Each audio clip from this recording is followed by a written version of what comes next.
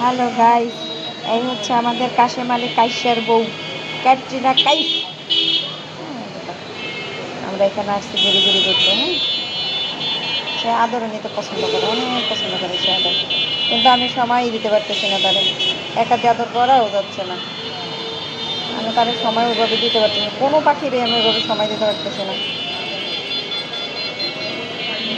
এখানে ইয়াটা ভালো হয়েছে না, মানে আমার ব্যালকনিটা আমি গাছের জন্য বাইরে থেকে দেখা যায় না। মানে আগে তো একবার পুরোটাই বোঝা যেত, মেন রোড তো।